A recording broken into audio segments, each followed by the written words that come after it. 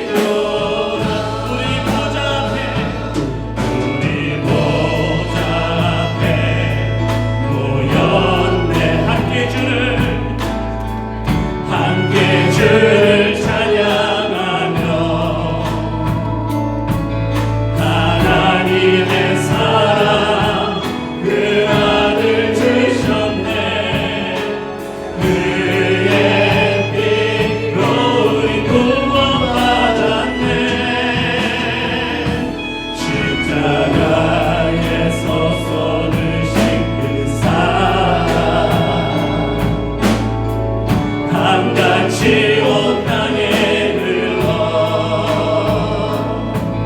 각 나라와 족속 백성 만원에서 구원하고 주 경배 드리네. 구원하시니 보좌에 앉으신 우리 하나님과 어린 양께 있도다. 구원하시니 보좌에 앉으신 우리 하나님과 어린 양께 있도다. 구원하시니 보좌에 앉으신 우리 하나님과 어린 양께 있도다. 구원하시니 보좌에 앉으신 우리 하나님과 어린 양께 구원하시니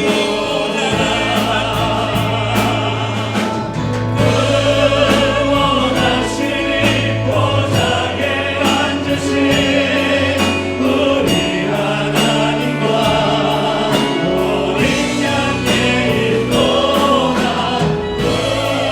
구원하시니 보좌에 앉으신 우리 하나님과 어린 양께 있도다.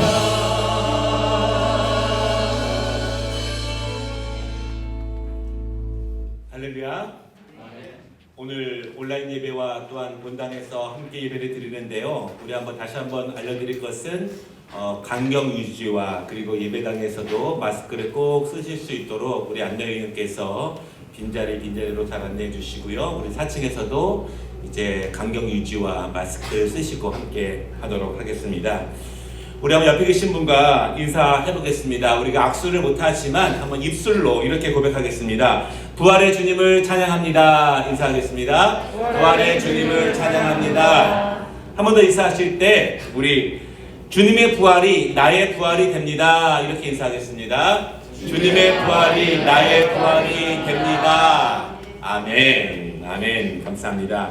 우리 다 함께 자리에서 일어나셔서 지존하신 예수 그리스도 이름을 통해서 함께 예배 올려드리겠습니다.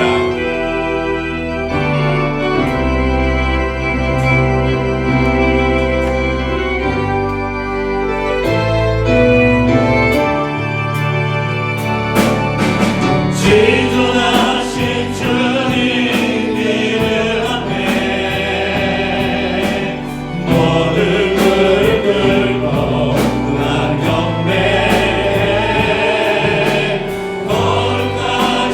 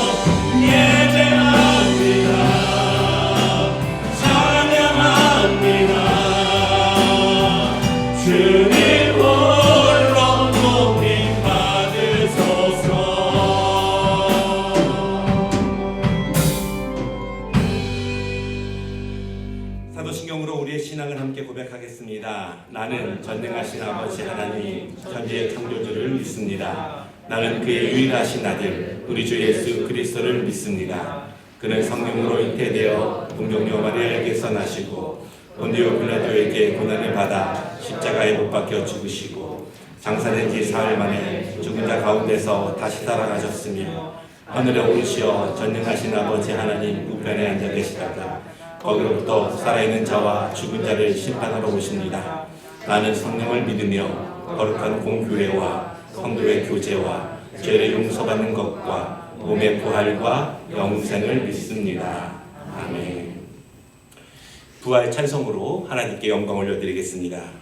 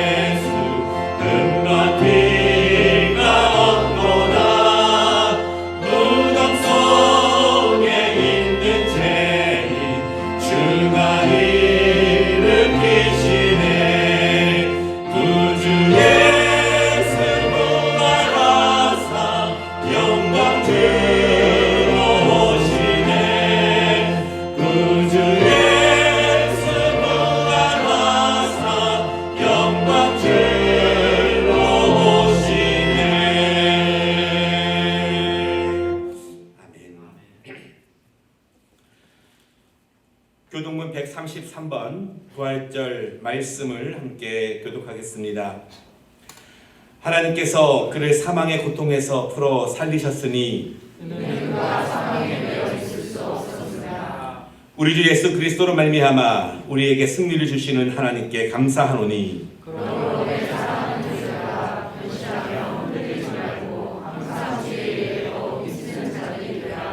이 말을 할 때 예수께서 친히 그들 가운데 서서 이르시되 너희에게 평강이 있을지어다 하시니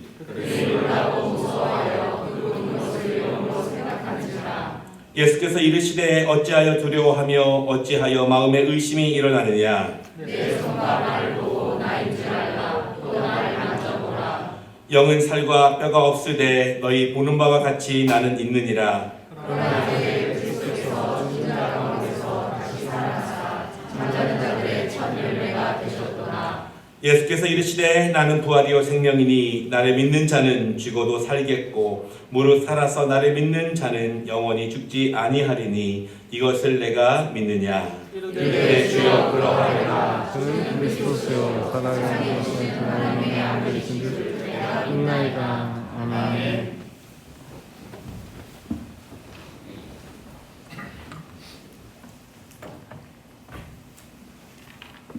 죄인된 저희들 위하여 죽으시고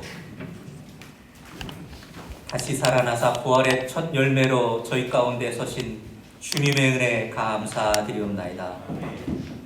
하나님, 오늘 온전한 모습은 아닐지라도 다시 사신 주님을 찬양하고 예배드릴 수 있도록 이 거룩한 전으로 인도하여 주신 주님의 은혜 감사드리옵나이다.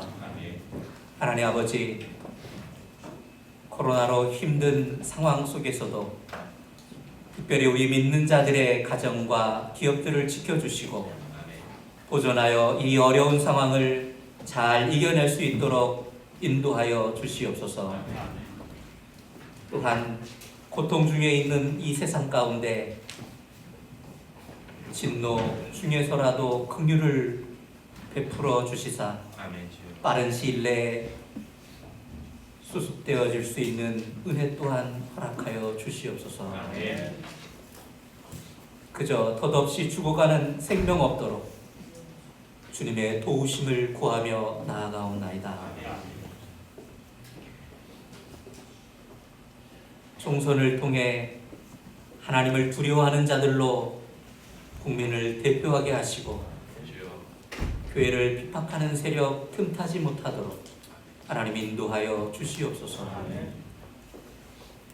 세계 곳곳에 복음 들고 힘쓰고 애쓰는 우리 선교사님들과 현지 교회를 코로나의 위협에서 건져주시고 보호하여 주시옵소서. 하나님 오히려 이때 믿음의 진보가 더욱 있을 수 있도록 주여 은혜 내려 주시옵소서.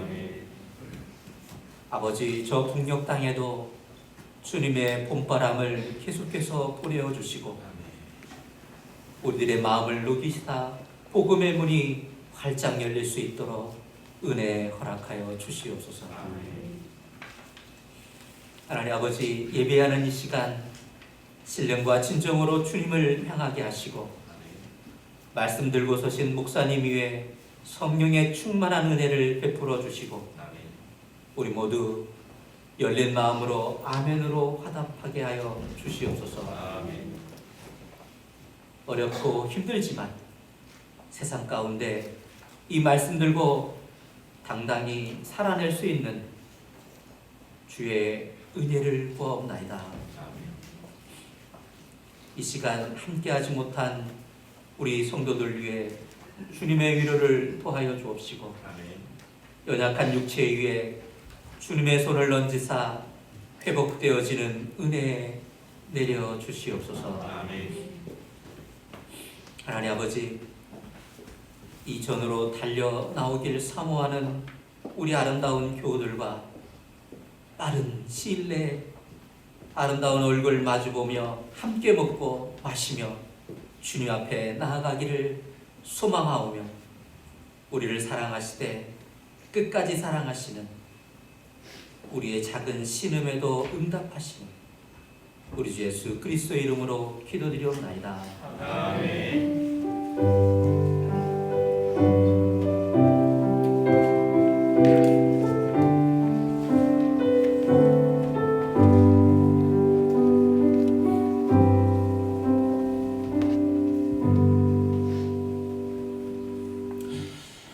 할렐루야. 우리가 옆에 계신 분과 다시 한번 인사하겠습니다. 우리가 악수를 못하지만 우리 활짝 눈웃음을 함께 하면서 인사하겠습니다. 부활의 주님을 찬양합니다. 함께 인사하겠습니다. 부활의 주님을 찬양합니다. 부활의 주님을 찬양합니다. 우리 4층에 계신 분도 함께 인사하겠습니다. 한 번 더 인사하실 때 주님의 부활이 나의 부활이 됩니다. 인사하겠습니다. 주님의 부활이 나의 부활이 됩니다. 아멘. 감사합니다. 함께 예배를 드리지 못하는 날들이 많이 있지만 여러분 힘내시고 또한 더욱더 주님을 의지하시고 그리고 기도와 말씀을 통해서 우리가 한 번 더 전진하기 위해서 잘 충전하고 영적인 내공을 쌓을 수 있는 시간으로 기도해 주시면 감사하겠습니다. 또한 예수 그리스도의 부활의 은혜가 우리 가정과 또한 국가와 전 세계에 퍼질 수 있도록 여러분 기도해 주시기를 부탁을 드립니다. 정부에서는 7개의 방침을 잘 지키면서 예배를 잘 드릴 수 있도록 그렇게 권면하고 있습니다. 지금은 이제 이 7개 가운데에서 교회가 잘 지키고 있고요. 또한 그렇게 예배를 준비하고 있습니다. 여러분들께서도 이제 마스크와 또한 소독과 또한 열 체크 그리고 간격 유지를 하면서 함께 예배를 이제 드릴 수 있도록 또 도와주시면 감사하겠습니다. 그렇게 또 안내해 주시면 좋겠습니다. 수요 예배는 본당 예배와 또한 온라인 예배도 함께 하고 있고요. 그리고 새벽 예배는 본당에서 드리고 있고 또한 엘리야 기도회는 일단 4월 말까지는 휴회하고 또한 그 다음 일정은 그 다음에 다시 안내해 드리도록 하겠습니다. 몸이 불편하신 분들 그리고 또 직업상 함께 예배를 드리기 어려운 분들이 계십니다. 여러분 또 기도해 주시고 또한 온라인 예배로 함께 드릴 수 있도록 해 주시면 좋겠습니다. 교회학교 예배는요, 현재 온라인 예배로 드리는 부서도 있고 또 영상 예배 자료를 보내드려서 영상으로 예배를 함께하는 부서도 있습니다. 여러분 계속해서 기도해 주시기를 부탁을 드립니다. 부활주일을 맞이해서 저희가 예년처럼 이렇게 즐거운 시간을 보내지는 못하지만 그래도 그 사랑을 함께 나누기를 원합니다. 여러분 돌아가실 때 성도들에게 이제 사랑의 계란과 떡과 그리고 또 이제 여러분 부활의 말씀이 되기 위해서 두 가지 부활의 말씀을 이렇게 준비했는데요. 여러분 가져가셔서 또 은혜가 되시면 좋겠고요. 또 이 그림 책받침은 여유가 조금 있습니다. 좀 더 가져가셔서 오늘 예배를 못 드리시는 분들 또 셀 가족들에게 꼭 챙겨주시기를 부탁을 드립니다. 오늘 또 계란을 준비해 주시고 떡을 준비해 주신 분들께 감사를 드리고요. 또 여러분 이 선물 안에는 차량용 디퓨저가 있습니다. 그것도 봉헌해 주셔서 감사드리고 또 아름다운 부활절 꽃을 함께 해주셔서 다시 한번 감사를 드립니다. 지역에 수고하시는 관공서와 그리고 또한 지역에 있는 아파트 경비원분들께 저희가 또한 사랑의 떡을 준비했습니다. 계란과 함께 오늘 예배 후에 여전도회와 남전도회 협력으로 함께 전달하도록 하겠고요. 우리 교회 어르신 셀 분들 그리고 몸이 많이 안 좋으신 분들은 사실은 함께 예배를 드리지 못한 지가 꽤 오래되었습니다. 오늘 그래서 또한 어르신들을 찾아뵙고 그리고 또한 사랑의 떡과 계란을 함께 전달하려고 합니다. 여러분 기도해 주시고 좋은 날이 빨리 올 수 있도록 기도해 주시기를 부탁을 드립니다. 온라인으로 예배를 드리시는 분들도 마음을 단정히 해서 정해진 시간에 예배를 드려주시기를 바라고요. 또한 온라인 봉헌을 통해서 함께 협력해 주시고 우리가 또한 선교사님들을 잘 협력할 수 있도록 선교 봉헌에 함께 해 주시기를 부탁을 드립니다. 성도의 교제가 어렵잖아요. 가정에 방문하기가 어렵습니다. 그래서 셀별로 꼭 돌아봐 주시고 또한 통화도 해주시고 그리고 기도 제목이 있거나 방문 요청이 긴급하게 있는 경우에는 언제든지 알려주시기를 부탁드립니다. 이번 주 수요일에는 또한 선거가 있지 않습니까? 여러분 기도하시면서 좋은 일꾼들이 뽑힐 수 있도록 그렇게 또 선거에 참여해 주시기를 부탁드립니다. 오늘 하나님 말씀 같이 봉독하겠습니다. 누가복음 24장 1절부터 24절까지의 말씀입니다. 한 절씩 교독하겠습니다.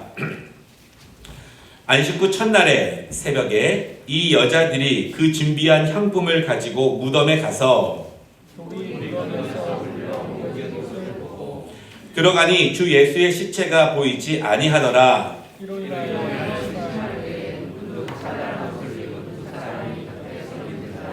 여인들이 두려워 얼굴을 땅에 대니 두 사람이 이르되 어찌하여 살아있는 자를 죽은 자 가운데서 찾느냐.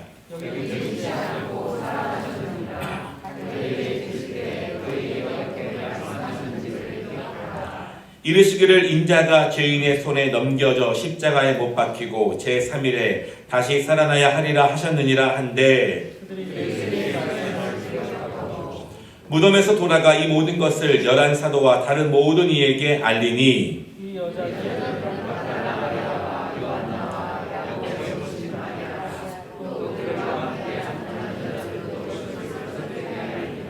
사도들은 그들의 말이 허탄한 듯이 들려 믿지 아니하나 베드로는 일어나 무덤에 달려가서 구부려 들여다보니 세마포만 보이는지라 그 된 일을 놀랍게 여기며 집으로 돌아가니라. 아멘.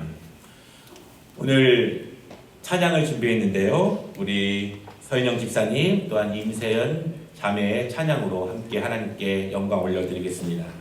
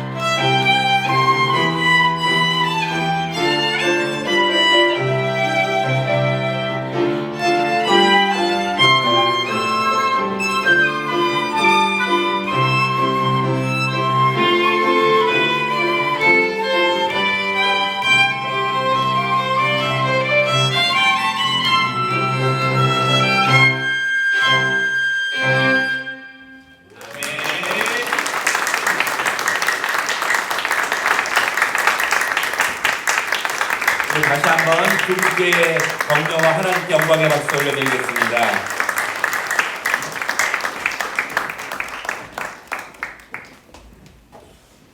감사합니다.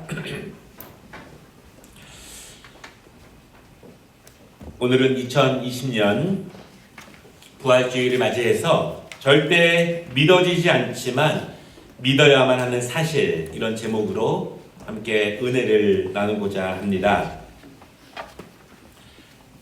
큰일을 마치면 안심하고 깊은 잠을 잘 수 있습니다. 오랫동안 머리 아픈 일, 힘들게 했던 일, 자신의 생존을 위협했던 일이 너무 잘 맞춰졌습니다. 이젠 마음이 편합니다. 그래서 아주 오랜만에 깊은 잠을 푹 잤습니다. 세상도 조용해졌습니다. 몇 년간 시끄러운 이야기들이 전국에 퍼져갔고 사람들의 마음이 이리저리 옮겨 다녔습니다. 자칫 사람들 간에 분란이 일 것 같았고 빨리 마무리하지 않으면 나라가 반쪽으로 갈라질 위기에 처했습니다. 이제는 잠잠해졌습니다. 모든 것이 잘 마무리되었고 이젠 편안해질 것입니다. 세상이 아주 평안하게 잠든 새벽에 어떤 사람들에게는 특별히 아주 기분 좋은 잠을 자는 그 새벽에 예수님께서 아주 조용히 깨어나셨습니다. 그리고 전 세계에서 아무도 누구도 예상하지 못하게 무덤에서 나오셨습니다. 예수님은 돌아가셨는데 많은 사람들은 통곡하며 울었는데 어떤 제자들은 멀리 도망갔는데 많은 사람들은 환호를 하고 축제를 했는데 밤새 기뻐했는데 이젠 끝이라고 생각했는데 예수님께서는 모든 것이 끝났다고 생각하는 그 시간에 조용히 일어나셨습니다. 그리고 무덤을 열고 밖으로 나오셨습니다. 오늘은 부활주의를 맞이해서 조금은 진중한 말씀을 나누고자 합니다. 우리의 신앙의 본질, 내가 가지고 있는 믿음의 본질에 대해서 깊게 한번 이야기해보는 시간이 되었으면 좋겠습니다. 왜냐하면 부활은 기독교의 핵심 진리이기 때문에 그렇습니다. 조금만 더 강조해서 말씀을 드린다면 부활의 진리를 알지 못한다면, 경험하지 못한다면, 마음 깊이 공감하지 못한다면 내가 가지고 있는 기독교 신앙은 아무것도 아닙니다. 그렇다면 내 믿음은 전혀 능력이 없는, 전혀 생명이 없는 믿음일 수 있습니다. 허울만 가지고 있는 믿음일 수 있습니다. 오늘 코로나19로 인해서 많은 것이 힘든 이 시대에 부활주의를 맞이해서 조금 더 집중하고 조금 더 진중하고 심각하게 오늘 말씀을 통해서 내가 가지고 있는 믿음의 본질, 내가 해오고 있는 신앙의 본질에 대해서 깊게 되돌아보는 시간이 되었으면 좋겠습니다. 첫 번째 말씀은요, 그들은 못 믿었는데 당신은 믿어지십니까? 그들은 못 믿었는데 여러분들은 지금 믿고 계십니까? 지금 기독교에서 가장 큰 축제일은 성탄절과 부활주일입니다. 옛날에는 교회를 안 다니는 사람들도 성탄절과 부활절이 되면 교회에 와서 즐거운 시간을 함께 보냈습니다. 계란을 선물로 받았습니다. 모든 사람들에게 기쁘고 즐거운 날이었습니다. 초대교회 성도들은 예수님이 부활하신 그 날을 주일로 삼았습니다. 과거의 유대인들은요, 금요일 저녁부터 토요일 오후까지를 안식일로 지키면서 예배를 드렸는데 예수 그리스도의 가르침을 믿는 사람들, 그리고 그분의 죽으심과 부활하심을 믿는 초대교회 성도들은 주님이 부활하신 날을 주일로 삼았습니다. 그리고 그때부터 주일이라고 부르면서 일요일에 예배를 드리기 시작했습니다. 그만큼 부활절은 기념비적인 날이고 축제의 날이고 즐거움을 나누는 날입니다. 여러분, 우리는 이 땅에서 언젠가 죽지만, 육체는 끝나지만 우리도 예수님처럼 부활할 것이라는 것을 분명히 믿는 날이 부활절이기 때문에 그날은 그렇게 기쁘고 감사하고 의미가 있는 날입니다. 그런데 첫 번째 부활주일은 그렇게 즐겁거나 희망이 있는 날은 아니었습니다. 예수님을 죽이려고 했던 사람들은요, 오래된 고민을 털어버리고 비로소 마음 편히 깊은 잠을 잘 수 있는 밤이었을 것입니다.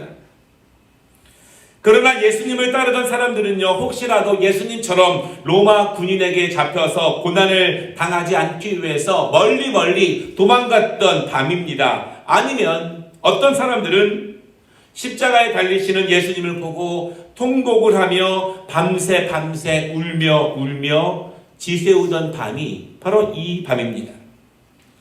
이제 모든 것이 끝난 것입니다. 아무것도 없는 것입니다. 이제는 희망도 없습니다. 예수님을 조금이라도 믿은 사람들이라면, 조금이라도 따랐던 사람들은 이제 모든 것이 끝났다고 생각하고 가장 큰 허무함과 슬픔을 가지고 이 밤을 세웠고 그렇게 아침을 맞았습니다. 첫 번째 부활의 아침은 슬픈 날입니다. 허무한 날입니다. 절망의 날입니다. 어둠의 날입니다. 완전히 깜깜한 날이었습니다. 완전히 막막한 날이었고 희망이 없는 날이었습니다. 어찌 보면 코로나19 때문에 답답하고 슬프고 애통하고 희망이 없는 요즘 같은 날이 바로 첫 번째 부활절의 아침이었습니다. 예수님은 그렇게 어두운 가운데 막막하고 힘든 가운데 부활하셨습니다. 그런 날 부활하시면서 울고 있는 사람들에게, 어두운 가운데 있는 사람들에게, 더군다나 아무것도 기대하지 않고 예상하지 않은 사람들에게 다시 살 수 있다는 부활의 소망을 주셨습니다.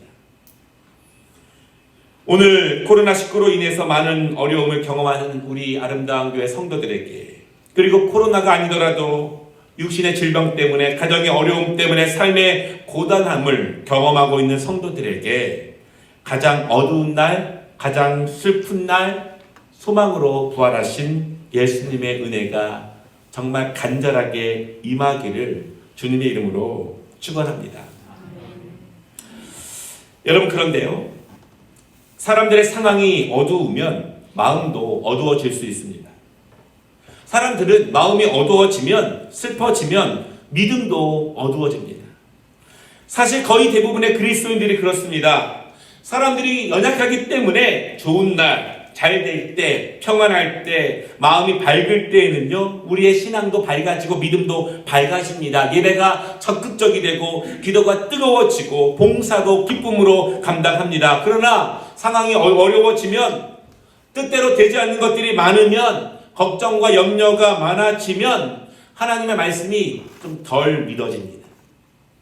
덜 실천하게 됩니다. 덜 기도하게 됩니다. 덜 예배하게 되는 것이 연약한 우리들의 모습이에요. 상황이 어려워지면 우리의 믿음도, 우리의 실천도, 섬김도, 예배도, 기도도 그렇게 연약해집니다. 그런 연약한 인간의 모습이 오늘 본문에 있는 여인들과 제자들의 모습을 통해서 여지없이 드러납니다. 오늘 본문에 나오는 여인들은요, 이른 새벽에 예수님의 죽은 시체에 바르기 위해서 향품을 가지고 무덤에 갔습니다. 모든 사람들이 깊은 잠에 빠져 있었고, 그리고 시리에 빠져 있을 때 이 여인들은 새벽을 기다리다가 무덤에 갔습니다. 그런데 여러분, 이 여인들이 깜짝 놀라게 돼요. 오늘 말씀을 보니까 근심하게 되고 두려워하게 되고 놀라게 됩니다. 왜냐하면 그 커다란 동굴 무덤에 돌이 옮겨져 있는 것이에요. 혹시나 하는 마음으로 왔지만 사람의 힘으로 옮길 수 없는 그 무덤에 돌문이 옮겨져 있었고, 그리고 그 안을 보니 예수님의 시체가 사라졌습니다. 두려웠습니다. 근심합니다. 놀랍니다. 왜 그들이 놀랐을까요? 마땅히 시체가 있어야 하는데, 그 시체가 없기 때문에 놀랍게 됩니다. 여러분, 중요한 것은요, 마땅히 있어야 하는데, 그렇게 예상했는데, 그렇게 믿었는데 그것이 없으니 놀란다는 것입니다. 저는 이런 생각을 해봐요. 그 여인들에게, 우리에게 과연 마땅한 것이 무엇인가? 여러분, 마땅하다는 것은요, 그 사람이 생각하고 있는 생각의 범위 안에 있을 때 마땅합니다. 그 사람의 인식적인 체계 안에 있을 때 마땅하다고 생각합니다. 내가 생각하는 범위에서, 내가 경험한 범위에서, 내가 지성의 범위에서, 내가 추론할 수 있는 범위에서, 내 판단에서 사람은 죽으면 무덤에 있어야 합니다. 그것이 마땅하고 이성적이고 당연합니다. 그런데 없는 거예요. 그래서 놀랍니다. 오늘 그녀들이 본 사건이 그녀들의 생각과 인식의 범위, 경험의 범위, 판단의 범위를 넘어섰기 때문에 그것을 보고 그 여인들은 놀랐습니다. 마땅하지 않으면 놀라는 거예요. 이런 질문을 드리고 싶어요. 우리는 예수를 믿으면서 신앙생활을 하면서 자주 놀라고 있는가? 예수님의 가르침이, 하나님의 말씀이 내 생각의 범위와 판단의 범위, 경험을 넘어서 다가오기 때문에 나는 자주자주 말씀을 들을 때마다 놀라고 있는가? 자주 놀란다면 우리는 신앙생활을 잘하고 있는 거예요. 왜냐하면 하나님 말씀이 내 안에 능력으로, 생명으로 깨닫게 하고 회개하게 하고 알게 하고 자주자주 하나님의 말씀이 내 생각의 범위를 침투하고 내 인식론의 범위 안으로 들어오려고 하기 때문에 우리는 하나님 말씀을 들을 때마다, 예배할 때마다 자주자주 놀라야 되는 거예요. 우리는 마땅하게 이 정도만 사랑하면 되는데, 마땅하게 이 정도만 예배하면 되는데, 마땅하게 지금은 이 정도 하는 게 맞는데, 우리는 그렇게 생각하지만 하나님의 말씀은 날마다 그것을 뛰어넘게 말씀을 하시기 때문에 우리가 자주 놀란다면 우리는 신앙생활을 잘하고 있는 것입니다. 그러나 만약 내가 자주 놀라지 않는다면, 거의 놀라지 않는다면 하나님의 말씀과 예수님의 가르침이 실제적으로는 내 생각과 경험에 아무런 영향을 주지 않는다는 거예요. 말씀을 들어도 나에게는 하나도 놀랍지 않습니다. 왜냐하면 그거는 그거고 이거는 이거니까. 부활은 부활이고 나는 나니까.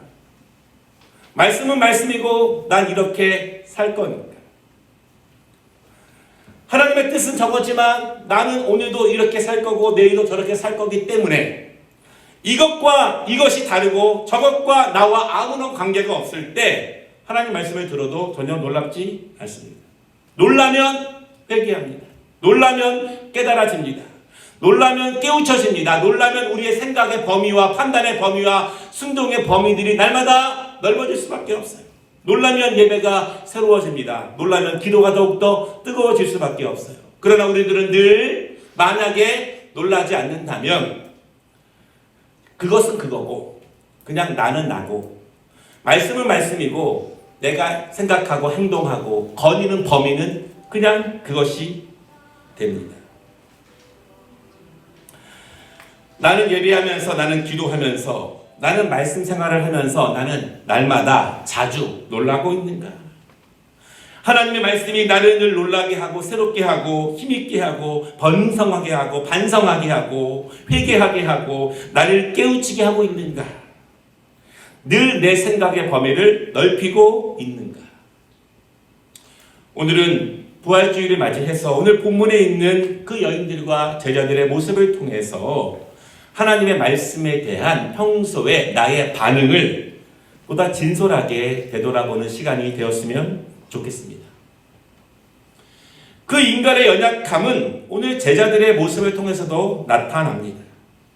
10절에 보면은요, 이 여인들이 사도들에게 이 사실을 알립니다. 무덤에 예수님의 시체가 없다고 말합니다. 그리고 5절에서 천사가 말한 것처럼 예수님께서 무덤에 계시지 않고 살아나셨다는 소식을 사도들에게 전합니다. 사도들이 들었습니다. 11절을 보면은요, 여인들이 흥분해서 놀라서 예수님의 직계 제자들인 그리고 가장 먼저 이 소식을 마땅히 들어야만 하는 제자들에게 전했습니다. 그런데 사도들은 허탄한 듯이 이 소식을 듣지 않고 믿지 않습니다. 여인들이 하는 말에 전혀 가치를 두지 않습니다. 허투루 듣는 거예요. 완전히 쓸데없는 말로 믿었다, 그렇게 성경은 말하고 있습니다. 제자들은 왜 그렇게 들었을까요? 왜 제자들은 이 여인들의 말에 가치를 두지 않는 것일까요? 여러분, 그것은 제자들의 생각의 범위 밖에 있는 일에 대해서 들었기 때문에 그렇습니다. 그것은 제자들의 경험 밖의 일에 대해서 제자들이 들었기 때문에 그렇습니다. 제자들이 받아들이기에는 완전히 불가능한 일에 대해서 들었기 때문에 그 이야기에 가치를 두지 않습니다. 의미를 두지 않습니다. 가치를 두지 않으면 그렇게 듣는 거예요. 허투루 듣는 거예요. 듣는 것에 의미가 없습니다. 마음을 두지 않습니다. 놀라지도 않는 것입니다. 그럼 오늘 부활에 대한 이야기를 듣는 우리는 어떤 마음으로 듣고 계시고 지금 예배를 듣고 계십니까? 드리고 계십니까? 오늘 부활의 사건이 혹시 우리의 생각의 범위 안에 있는 사건입니까? 내 경험 안에 있는 사건입니까? 그렇다면 우리는 부활의 이야기를 진심으로 기쁘게 받아들일 수 있을 것입니다. 그러나 부활이 내 생각의 범위 밖에 있는 이야기라면, 내 인식의 범위 밖, 경험의 범위 밖에 있는 이야기라면 부활의 이야기를 듣기는 들어도 그냥 무감각하게, 그냥 허투루, 그냥 가치 없이, 의미 없이 매년 부활주의를 맞아도 그 부활이 나의 부활이 되는 것은 불가능합니다. 저는 오늘 말씀을 보면서 이런 생각을 했습니다. 그래도 제자들은 믿어야 되는 것이 아닌가. 그래도 제자들이라면 그 여인들의 말을 가치 있게 듣고 그 이야기를 들었을 때 놀라고 진심으로 받아들이고 진심으로 기뻐해야 되는 것이 아닌가. 제자들은. 왜냐하면 그 제자들은 나와 다르고 우리와 다르기 때문에 제자들은 그 이야기를 믿어야 되는 것이 아닌가 그 생각을 합니다. 여러분, 그들은요 바다 위를 걷는 예수님을 보았습니다. 그들은 귀신을 쫓아내는 예수님을 보았습니다. 그들은 각종 병자를 고치는 예수님을 보았습니다. 그들은 몇천 명을 먹이시는 예수님을 보았고 자신들도 그것을 직접 먹었습니다. 그들은 권위 있는 예수님의 가르침도 수없이 많이 들었습니다. 다시 말하면 제자들은 우리가 상상할 수 없을 만큼 많이 하나님의 능력의 말씀을 예수님으로부터 직접 들었고 경험했습니다. 부족한 인간 목사로부터 하나님 말씀을 들은 것이 아니라는 이야기입니다. 하나님의 대신 예수님의 강한 능력을 많이 경험했고 보았습니다. 그리고 심지어 다시 살아날 것이라는 부활의 말씀도 많이 들었어요.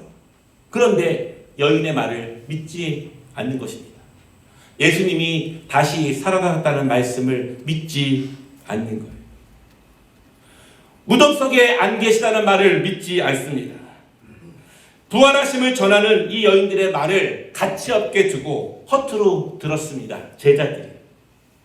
그런 제자들도 믿지 못한 것을 지금 우리는 어떻게 믿고 있는가? 우리는 기적도 보지 못했고, 우리는 그 떡을 먹어보지도 못했고, 우리는 그저 하나님의 말씀을 읽었고 부족한 인간 목사들로부터 그 말씀을 들은 것뿐인데, 그럼 우리는 부활을 믿고 있는가? 아니면 그저 들은 것뿐인가? 그저 아는 것뿐인가? 부활의 말씀에 놀라고 있는가? 내 생각의 범위를 넘어서 전능하신 하나님의 말씀을 들을 때 그것이 나를 힘있게 하는가? 놀라게 하는가? 아니면 그저 무덤덤하게 또 듣는 것인가? 제자들도 못 믿었던 것을 우리가 믿는다고 하는 그 근거의 자신감은 도대체 어디서 나오는 것일까요? 오늘 이 말씀을 통해서 우리의 신앙과 부활에 대한 나의 확신을 다시 한번 제대로 되돌아보는 시간이 되었으면 좋겠습니다. 두 번째는요, 그들은 어떻게 알던 것을 믿게 되었는가? 그럼 그 제자들은 어떻게 그 사실을 믿게 되었는가? 이것입니다. 사람들은 좀처럼 믿지 않아요. 믿지 않으니 따르지 않는 것이 너무나 당연합니다. 여러분, 무엇을 믿지 못할까요? 내 지식의 인식론적인 틀밖에 있는 것을 믿지 않습니다. 믿지 않기 때문에 행하지 못하는 것은 당연합니다. 믿지 않기 때문에 변하지 않는 것은 당연합니다. 예배가 변하지 않고 공부하는 스타일, 일하는 스타일, 삶의 스타일이 변하지 않아요. 예수를 믿는 것과 그것이 전혀 관계가 없습니다. 믿지 않기 때문에 그런 거예요. 그냥 아는 것뿐입니다. 그냥 들은 것뿐인 거예요. 그냥 조금 아는 것뿐입니다. 그러나 내 생각에 맞게 되면 동의할 수가 있어요. 내 생각에 합당하다고 생각하면 따를 수 있습니다. 여러분, 입술로만 동의하는 것은 아무런 의미가 없을 수 있습니다. 사실은요, 예수님의 가르침은 철저하게 우리의 인식의 틀을 부셔야만 믿을 수 있는 내용 투성입니다. 예수님은 그렇게 가르치셨어요. 그래서 사람들은 놀랐습니다. 예수님이 말씀을 하실 때마다 기존의 유대인들이 가지고 있었던 그 전통, 그 생활, 그 신앙을 철저하게 부수시는 것이 예수님의 가르침이셨습니다. 사람들은 그래서 놀라는 거예요. 그래서 환호합니다. 그리고 종교 지도자들은 그것을 거부합니다. 왜냐하면 그들의 인식의 틀과 생각의 틀 넘어서 주님이 말씀하시기 때문에 그렇습니다. 예수님은 입술로만 가르치는 것으로 끝나지 않았습니다. 입으로만 환상을 말하고, 입으로만 유토피아를 말하고, 입으로만 멋진 세계를 말하는 것은 너무나 쉽습니다. 예수님은 선동가들처럼, 정치인들처럼 입으로만 말하지 않습니다. 그분은 기적을 베푸셨고 먹이셨고 죽은 자도 살리셨습니다. 사람들이 놀라는 것은요, 예수님이 단순히 능력 있는 가르침 때문에 놀란 것이 아니라 능력 있는 가르침에 합당한 실질적인 능력을 보이셨기 때문에 사람들이 놀라는 것이고 믿는 것이고 따르는 것입니다. 다시 말씀드리면 믿음은 말로 듣는다고 생기는 것이 아니라, 부모의 믿음으로 생기는 것이 아니라, 남편의 믿음으로 생기는 것이 아니라, 아내의 믿음으로 생기는 것이 아니라, 내가 보고 경험해야, 보고 경험하고, 보고 경험하고, 읽은 것이 실천되고, 배운 것이 실천되고, 들은 것이 이루어지는 그 체험, 경험을 통해서 믿음은 점점 완전해집니다. 제자들은 왜 부활하신 주님에 대한 이야기를 믿지 않았을까요? 왜 그렇게 허투루 들었을까요? 죽은 사람이 살아났다는 것은요, 아무리 예수님이라도 아닌 것은 아닌 것이에요. 아무리 하나님의 말씀이라도 아닌 것은 아닌 거예요. 아무리 하나님의 말씀이라도 내 직장과 학업과 내 삶에서, 친구 관계에서, 취미 생활에서 아닌 건 아닌 거예요. 아무리 예수님의 하나님의 말씀이라도. 죽은 사람이 살아났다는 것은 기적을 수없이 많이 보았지만, 그럼에도 제자들의 사고의 틀, 생각의 틀, 경험의 틀에서 받아들이기에는 불가능한 것이었습니다. 죽은 자를 살리시는 예수님을 보았지만 정작 죽은 예수님이 살아나셨다는 소식은 믿지 못하는 것입니다. 그런 제자들의 모습이, 변화되어가는 제자들의 모습이 누가복음 24장 36절부터 나오는데요. 제가 한번 읽어드리겠습니다. 이 말을 할 때 예수께서 친히 그들 가운데 서서 이르시되 너희에게 평강이 있을지어다 하시니 그들이 놀라고 무서워하여 그 보는 것을 영으로 생각하는지라. 예수께서 이르시되 어찌하여 두려워하며 어찌하여 마음에 의심이 일어나느냐. 내 손과 발을 보고 나인 줄 알라. 또 나를 만져보라. 영은 살과 뼈가 없으되 너희 보는 바와 같이 나는 있느니라. 이 말씀을 하시고 손과 발을 보이시나 그들이 너무 기쁨으로 아직도 믿지 못하고 놀랍게 여길 때 이르시되 여기 무슨 먹을 것이 있느냐 하시니 이에 구운 생선 한 토막을 드리니 받으사 그 앞에서 잡수시더라. 제자들이 부활의 예수님을 믿게 된 경험, 과정, 그냥 알기만 했던 것에서 믿음으로 체험되는 과정이 잘 나와 있습니다. 단순히 여인들에게 들었을 때에는 완전히 허투루 소리로 들었어요. 그러나 예수님은 믿지 않는 제자들에게 나타나셨습니다. 제자들은 놀랐습니다. 나타나셨는데도 믿지 않아요. 다만 귀신으로 생각을 합니다. 예수님이 직접 생선을 드시면서 귀신이 아니라 살아계신 부활하신 예수님을 보이십니다. 도마처럼 구멍난 손과 발을 직접 만져보고 난 후에야 믿게 됩니다. 제자들은 그때야 믿는 거예요. 먹고 마시는 모습을 통해서 만져본 이후에 귀신이 아니라, 들은 이야기가 아니라 진짜 부활하신 예수님을 믿게 됩니다. 여러분, 믿는 것은요, 이런 과정을 통해서 믿게 돼요. 진짜 믿는다고 하는 것은 우리의 인식의 틀을 벗어나야 믿을 수 있어요. 내가 생각하고 내가 판단하고 내가 믿을 수 있는 범위 내에서만 내가 믿는다면 우리의 신앙생활은 능력과 생명을 소유하기에 어려울 수 있습니다. 내가 믿는 것, 내가 생각하는 것 너머의 하나님의 말씀을 받아들이시기를 바랍니다. 내가 허용하는 범위, 내가 판단하는 범위, 내가 경험한 그 범위 넘어서 말씀하시는 하나님의 예배, 기도, 헌신, 순종을 받아들이시기를 바랍니다. 부활의 능력의 믿음은 우리의 생각 너머로, 마땅한 것 너머로, 일상의 삶 너머로 우리에게 다가옵니다. 제자들이 이 여인들의 말을 헛되로 들은 이유는 직접 경험해보지 못했고 직접 만져보지 못했기 때문입니다. 여러분, 나중에 제자들이 부활의 증인이 됩니다. 초대교회 능력 있는 사도들이 됩니다. 왜 그렇게 할 수 있었을까요? 직접 본 것이기 때문에, 직접 만져본 것이기 때문에 이것이 진짜라고 말할 수 있어요. 그런데 세상 사람들은 믿지 않아요. 왜냐하면 본인들이 만져보지 못했고 경험하지 못했기 때문에 세상 사람들은 믿지 못합니다.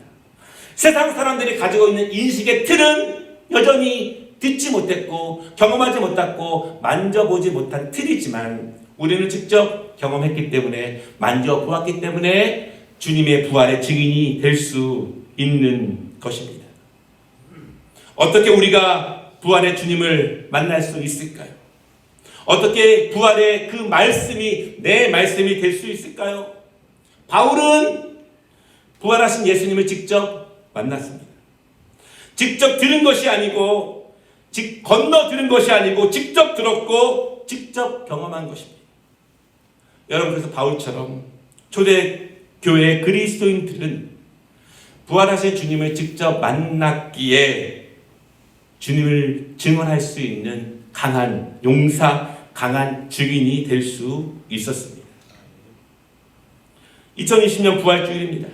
우리에게 부활은 어떤 의미일까요?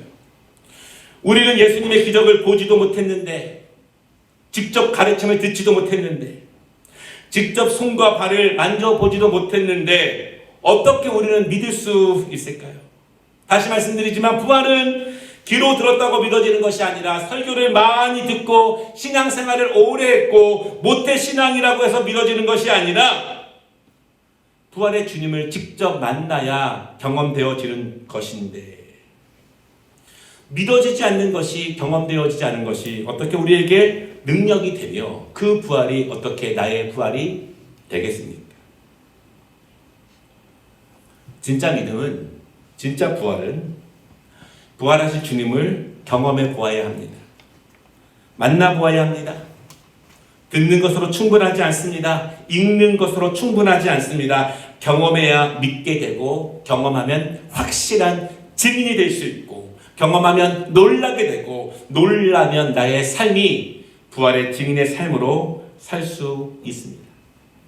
제자들은 그렇게 믿어진 것입니다. 그렇게 믿어지니 부활의 증인이 되었습니다. 박해가 있고 환란이 있었지만 두렵지 않은 거예요. 왜냐하면 부활의 주님이 나의 부활이 될 것임을 분명히 믿고 체험했기 때문에, 죽어도 살기 때문에 죽음이 더 이상 두렵지 않은 것입니다. 말씀을 마치겠습니다. 한 40대 후반의 집사님이 신앙적인 고민을 상담해 왔습니다. 학창시절과 청년시절에 신앙생활을 열심히 했고 지금도 일상적으로 신앙생활을 합니다. 가정이 다 신앙생활을 합니다. 그런데 부활이 믿어지지가 않는다는 것입니다. 알긴 아는데 믿어지지 않는다고 솔직하게 고백을 하는 거예요. 40년 이상을 들어왔고 알고 있는데 그것이 믿어지지 않는다는 고백이 얼마나 부끄럽고 얼마나 안타깝겠습니까? 스스로도. 이렇게 제가 권면했어요. 하나님 앞에 단독자로 서십시오. 부모의 아들로서가 아니라, 남편의 하나님, 아내의 하나님이 아니라 나의 하나님으로, 내 하나님으로, 내 생명을 주관하시고 내 부활을 다스리실 그 하나님 앞에 단독자로 서서 그 부활의 예수님을 만나기를 사모하시고 간절히 원하십시오. 지금보다 훨씬 더 높은 수준으로 예배자가 되십시오. 이렇게 권면했어요. 지금까지 해온 것보다 더 깊은 수준으로 기도하라고 말씀을 드렸습니다. 그리고 더 높은 수준으로 하나님의 말씀을 생명처럼 여기고 하나님의 말씀의 수준을 내가 생각하는 인식의 범위보다 더 높은 수준으로 받아들이라고 권면을 드렸습니다. 간절히 사모하면, 간절히 간구하면, 그렇게 구하면 하나님께서 우리를 불쌍히 여기셔서 성령님께서 우리의 연약한 인식의 틀, 나만의 자만한 생각의 틀, 나의 교만한 행동의 틀을 넘어서 초자연적인 부활의 경험, 전능자의 뜻을 성령께서 알게 하실 것입니다. 이렇게 권면을 드렸습니다. 부활의 능력은 복음의 핵심입니다. 그리고 복음의 완성입니다. 바라기는 우리 모든 성도들, 우리 청년들, 학생들, 어르신들, 부활의 역사가 경험되어지지 않고 체험되어지지 않는다면 우리의 복음, 우리의 믿음, 그것이 다 무슨 소용이 있겠습니까? 우리가 왜 하나님을 믿습니까? 우리는 죽기 때문이에요. 죽기 때문에 믿는 것입니다. 예수의 부활이 나의 부활이 될 것임을 분명히 믿기 때문에 우리는 하나님을 섬기는 것입니다. 하나님 나라에서 영원토록 살 것을 우리는 분명히 믿습니다. 그것은 듣는 것으로 충분하지 않고 앉아있는 것으로 충분하지 않고 아는 것으로 충분하지 않다는 것입니다. 오늘 2020년 이 땅이 굉장히 어둡습니다. 내 마음만 어두운 것이 아니라 우리의 가정이 어둡고 나라가 어둡고 전 세계가 다 어둡습니다. 이 어두운 시절에 예수님의 부활이 우리의 소망되는 기쁨이 넘치는 부활절 되시기를 원합니다. 나의 연약한 교만한 인식의 틀이 부활되고 나의 예배가 부활되고 나의 기도가 부활되고 나의 순종이 부활되고 내가 오랫동안 갖고 있었던 그 생각의 틀을 넘어 하나님이 사람의 몸으로 오시고 부활하셔서 우리의 부활의 소망이 되신다는 그 사실이 분명히 경험되어진다면 지금은 어둡지만 우리에게는 찬란한 소망이 있을 것입니다. 그 부활의 은혜가 우리 모든 아름다운 교회 성도들에게 임하기를 주님의 이름으로 축원합니다. 기도하겠습니다. 하나님 아버지, 첫 부활주일의 새벽처럼 지금 이 시간이 너무나 어둡습니다. 어두움 투성이고 막힌 것 투성이고 절망 투성입니다. 그 안에서 주여 생명의 주여 우리를 온전케 하시는 예수 그리스도의 부활이 나의 부활이 되며 나의 소망이 되며 나의 믿음이 되어질 수 있도록 아버지 인도하여 주시옵소서. 이렇게 힘든데 그 소망이 없다면 무엇을 붙잡고 인내할 수 있겠습니까? 그 소망 붙잡고 인내하며 견디며 주를 따라가는 사랑하는 아름다운 교회 모든 성도들 되게 하시고 오늘 함께 예배하지 못하지만 온라인으로 예배를 드리는 성도들에게도 성령께서 한 마음으로 역사하여 주시옵소서.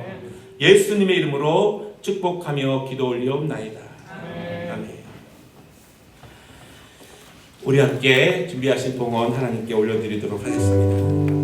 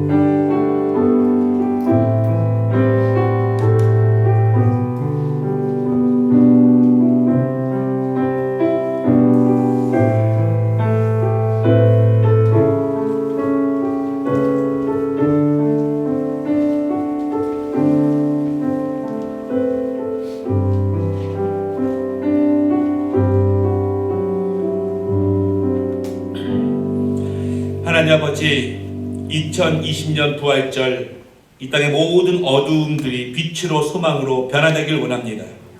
우리의 질병의 어두움들이, 가정의 어려움들이, 걱정과 염려의 어두움들이, 경제적인 어려움들이, 죽음의 공포에 대한 어두움들이 하나님 물러가고 오직 사망 권세를 이기신 예수 그리스도의 부활의 소망이 능력이 되며 우리 안에 온전히 이루어질 수 있도록 주여 축복하여 주시옵소서. 회복되게 하시고 풍성하게 하시고 누려질 수 있도록 주여 은혜를 더하여 주시옵소서. 2020년 부활의 주님이 나의 주님이 되게 하시고 그 소망이 나의 소망, 그 믿음이 나의 믿음, 그 일이 나에게도 곧 이루어질 일임을 분명히 믿습니다. 그 믿음으로 살아갈 수 있도록 도와주시옵소서. 하나님, 어려움 당하는 우리 아름다운 교회 성도들을 위로하시고 그 시간을 기도와 말씀으로 영적으로 강건하게 충전하며 회복되는 시간이 되게 하시고 이 땅, 이 나라, 전 세계에 주여 그 어두움 가운데 오직 주님을 바라보며 회복되는 그날이 속히 올 수 있도록 축복하여 주시옵소서. 예수님의 이름으로 축복하며 기도 올리옵나이다. 아멘. 우리 다시 한번 옆에 계신 분과 인사하겠습니다. 부활의 주님을 찬미합니다. 이렇게 인사합니다. 부활의 주님을 찬미합니다. 한 번 더 인사하실 때 주님의 부활이 나의 부활이 됩니다. 이렇게 인사하겠습니다. 주님의 부활이 나의 부활이 됩니다. 우리 찬송가 165장 찬양 드리고 우리 원로 목사님께서 축도해 주시겠습니다. 우리 다 함께 일어나셔서 옆에 분을 축복하고 하나님께 영광 올려드리면서 찬양하겠습니다.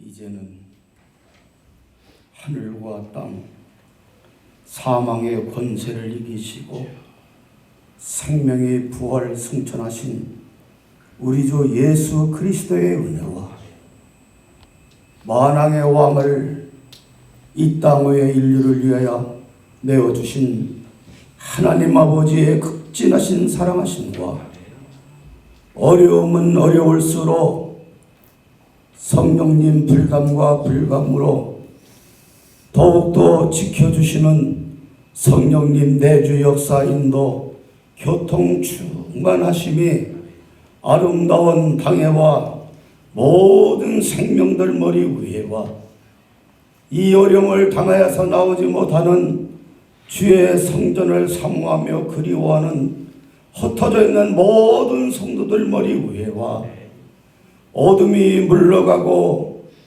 부활의 참 소망의 소식이 이제는 동방에 해 뜨는 이 민족을 넘어 온 세계 인류 위에 30배, 60배, 100배의 충만하신 열매가 지금으로부터 영원토록 이루어져 나갈지어다. 아멘.